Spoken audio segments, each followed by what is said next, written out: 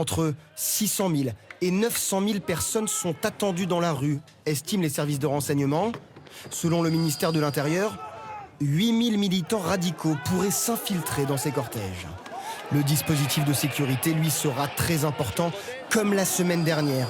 80 000 policiers et gendarmes, équipés entre autres de 24 Centaures, ces tout nouveaux blindés de la gendarmerie, et d'une dizaine de canons là-haut. Et j'accuse solennellement les insoumis de propager cette haine anti-flic. Est-ce que vous allez avec appréhension dans ce cortège ?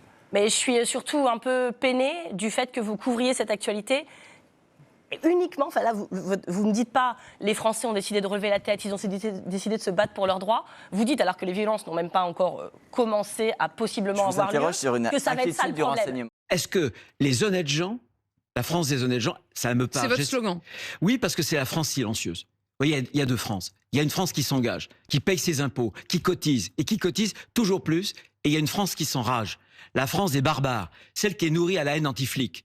Est-ce que, selon vous, l'immigration est le problème majeur de la France depuis 40 ans ? Oui ou non ? C'est un des problèmes, mais ce n'est pas le problème. D'accord. Déjà, pour vous, c'est votre position. Alors, beaucoup pensent, et je peux en faire partie, qu'en fait, c'est un problème majeur parce qu'il a changé fondamentalement la société française. Sébastien Chenu, dans un sondage IFOP commandé par la Grande Mosquée de Paris et publié lundi, 66% des musulmans français totalement intégrés, interrogés, disent avoir été l'objet déjà de racisme et qui plus est, la moitié en lien avec leur religion. Pourquoi il a changé la société française ?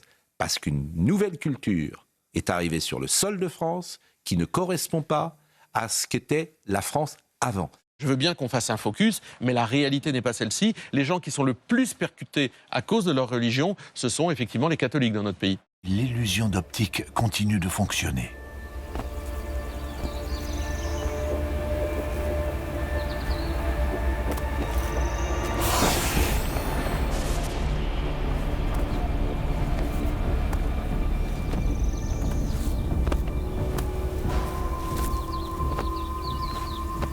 Éric Zemmour définitivement condamné à 15 000 € d'amende pour provocation à la haine raciale et injures racistes, des propos tenus en 2019 par le président du parti d'extrême droite Reconquête. Il avait notamment parlé d'immigrés colonisateurs en évoquant le voile et la djellaba dans la rue. On va voir Erika Kirk toucher le corps de son mari, puis embrasser sa main. Cette vidéo a été postée, je le rappelle, sur son compte Instagram et a été vue par plusieurs millions de personnes. Le grand détournement, publié chez Alary Éditions, un livre dans lequel vous démontrez, après une longue enquête, que la dérive des années Macron, c'est, selon vous, la flambée des aides aux entreprises dont le montant annuel représente, et c'est le chiffre que vous donnez dans cette enquête, 270 milliards. Les Français, dans leur grande majorité, plébiscitent leurs mesures, à commencer principalement par la taxe Zuckman, mais aussi pour réduire les aides aux grandes entreprises ou encore pour suspendre la réforme des retraites.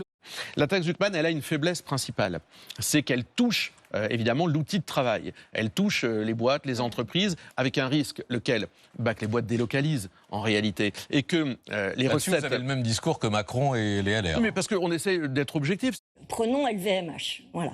C'est une entreprise que tout le monde connaît.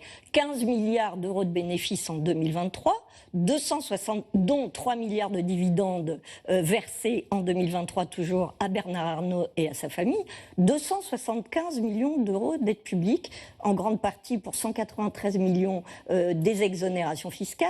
Est-ce que c'est bien utile ?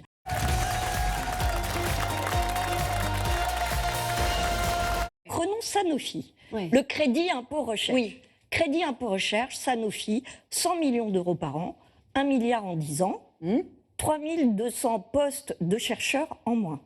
Est-ce que l'argent public versé pour financer la recherche de Sanofi a été bien utilisé ? Je voudrais...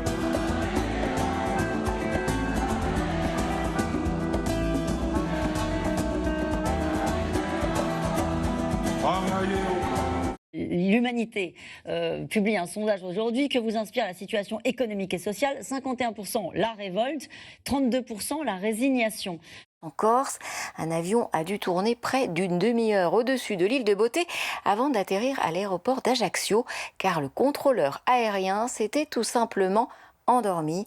Confortablement installé dans cette calèche royale, Donald Trump aux côtés de celui qu'il présente comme son ami, le roi Charles III. Une arrivée en grande pompe, mais par mesure de sécurité, aucune foule n'est là pour les accueillir. Seule une escorte compacte les entoure jusqu'au château de Windsor. C'est, c'est un sommet royal à huis clos. Et cette nuit, plusieurs dizaines de personnes se sont rassemblées devant Windsor. Des anti-Trump ont projeté des images de l'affaire Epstein sur le château où le président américain est attendu dans la journée. À l'étranger, l'exode se poursuit pour quitter Gazaville depuis qu'Israël a lancé hier son offensive terrestre. Une file interminable de voitures. Cette route de passage temporaire a été ouverte ce matin par l'armée israélienne qui dit avoir frappé plus de 150 cibles terroristes depuis hier. Israël se défend, assure sa sécurité et les positions de l'ONU, on connaît là aussi la partialité qui les guide.